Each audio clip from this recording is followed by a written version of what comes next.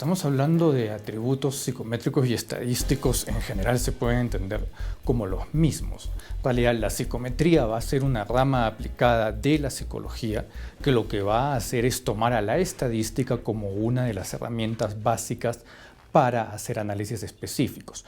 Tal vez la diferencia puede ser que algunas técnicas se han desarrollado propiamente en el campo de la psicometría y han pasado luego al campo de la estadística, y hay otras técnicas que han, desarrollado primero en el campo de la estadística y luego el de la psicometría. Por ejemplo, es lo que pasa con el análisis factorial. El análisis factorial surge primero con los trabajos de Spearman del 1909 a 1913 y luego son desarrollados y complementados por los trabajos de Thurston fundamentalmente, y de ahí pasan a ser una parte de las técnicas estadísticas. Igual, otras técnicas estadísticas que podemos considerar como por ejemplo la correlación, que es muy utilizada para el análisis, surge desde la estadística y luego es tomada por la psicometría. Entonces yo creo que hacer o tratar de hacer una distinción absoluta y poner un límite iría por ese lado, por ver de dónde han nacido esas técnicas, ¿no? Por ejemplo, el análisis de la consistencia interna nace básicamente dentro del contexto de la psicometría, con los trabajos de Kuder-Richardson de los años 30 y luego continuados con los trabajos de Cronbach del año 51. Antes de hablar de los atributos psicométricos o estadísticos que debemos considerar en la construcción de un test, tenemos que considerar otros elementos básicos, que es lo que yo llamo insumos en un modelo de insumo, contexto y producto de la psicometría. ¿Cuáles son estos insumos? Un insumo muy importante son las teorías psicológicas. Nosotros estamos hablando de elaborar un constructo sobre algo. Si yo quiero medir, por ejemplo, la depresión, por poner cualquier ejemplo, tengo que tener una sólida teoría que me fundamente qué cosa es la depresión y cuáles son los indicadores. Ese es uno de los primeros insumos. Después tengo que asumir una aproximación hacia lo que es la teoría de la medición. ¿Cómo estoy conceptualizando medir? ¿Me es posible medir? Porque dependiendo de cómo conceptualice lo que es un proceso de medida, podré asumir unos u otros modelos psicométricos. Concretamente, esos modelos psicométricos irán o hacia el lado de la teoría clásica de los test o irán hacia el lado de los modelos de teoría de respuesta al ítem. Y en independencia de cuál de los dos modelos asuma, es importante considerar dos elementos básicos entre otros. Primero, la confiabilidad de las puntuaciones derivadas de aplicar un instrumento de medición en un grupo específico. Y aquí es muy importante considerar que no existe la confiabilidad de los test.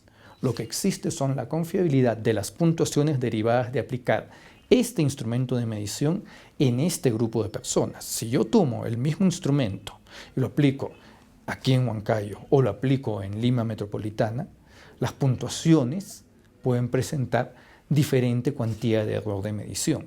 Entonces tengo que considerar la confiabilidad de esas puntuaciones en ese grupo específico.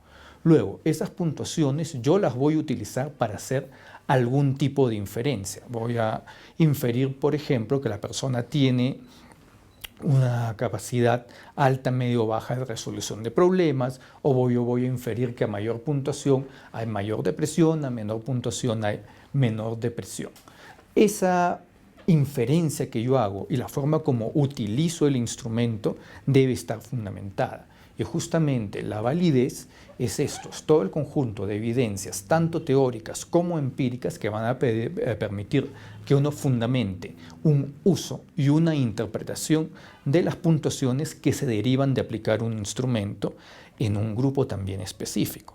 Porque usarlo en un contexto, por ejemplo, para seleccionar cajeros, en Lima, de repente, no sirve para seleccionar cajeros en Estados Unidos, por hablar de cualquier par de contextos diferentes. Obviamente, además de eso, hay análisis vinculados a las propiedades de los ítems, o sea, si los ítems discriminan adecuadamente, la dificultad de los ítems, si los distractores como distractores están discriminando adecuadamente a las personas con alta o baja habilidad, si hay funcionamiento diferencial de los ítems, es decir, si las personas con el mismo nivel de habilidad tienen probabilidades distintas de responder a un ítem dependiendo de otras variables ajenas al constructo que estoy midiendo. Y obviamente el tercer aspecto o el cuarto aspecto es considerar el proceso de baremación de esas puntuaciones. Si yo hablo de la validez de un test yo lo puedo utilizar de maneras distintas, lo puedo utilizar en contextos distintos. Sus puntuaciones las puedo interpretar de maneras distintas. Al haber tal variedad de interpretaciones, tal variedad de usos y que más bien cada uno de estos usos pueda o no tener un soporte empírico, es justamente el uso y la evidencia debe apuntar hacia ese uso y hacia esa interpretación, no hacia el test.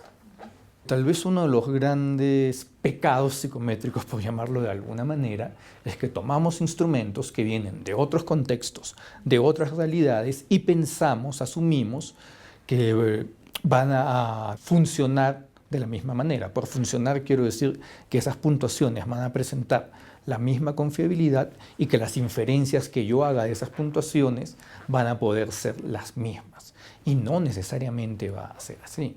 Yo tengo que demostrar que efectivamente esta puntuación aplicada en este contexto tiene adecuadas evidencias de confiabilidad y que esa puntuación interpretada a partir de haber sido aplicada en este contexto específico, en esta población específica, puede ser utilizada e interpretada de una manera concreta. Si no, el resultado que yo obtenga puede estar totalmente sesgado.